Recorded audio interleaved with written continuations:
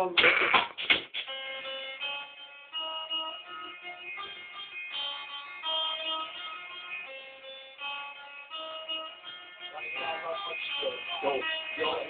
Vatanında gönlüm sokaklarımda şarap polikler repar peşimde eli bıçaklılar sabah öpür konuşur gecelerimde silahın odalarım değilse gösteren sabahları gecelerde ölümün etkisi mafya evlerinde yaratılan kahramanlar onlar araçla kazanılan binalar ölümün önüne dizilen amca sarmışım mağarasında yoksun ettirdikçe boş girdi güvenliğim mi yoksa benliğim mi ey zamanlarında kendime peki bu önüme geldi şimdi senin mevzusu kimse bunca yeni vatanına takılasınlar olduk neysemin ve tümsemiyle dönüşecek bir bileşim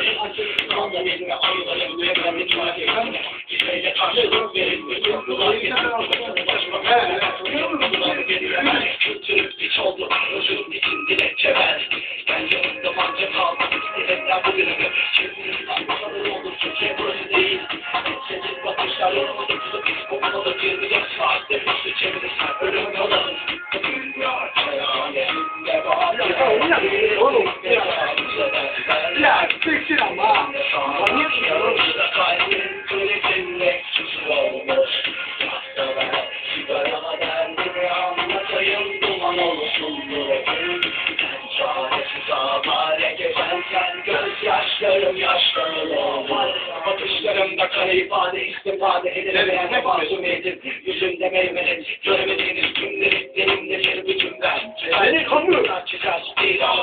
sadakatim gömüldü dilime sus diriltmedim kus günahların sevabı bulunamaz Yunus Frangalardan affederken ağlamakta bakışır öncüsü Sığır göngüsünde ömrü kendi muhterem çılır Bitki örtüsünde ömrü kendi muhterem çılır Bitki örtüsünde civarda tepkimin korkusu Bilgilerini yoksa fazla soru sorma yeter ama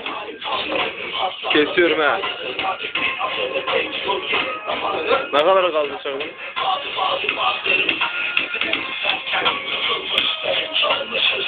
Sessiz alıştım dünya kerhanesinde bahçeler değilsin tecavüz edenler var önünde sağanak yanışta kalbim köyün bekçisi olmuş bak da ben sigarama derdimi anlatayım duman olsun yüreğim ben çaresiz avare gezerken gözyaşlarım yaşlarım oldu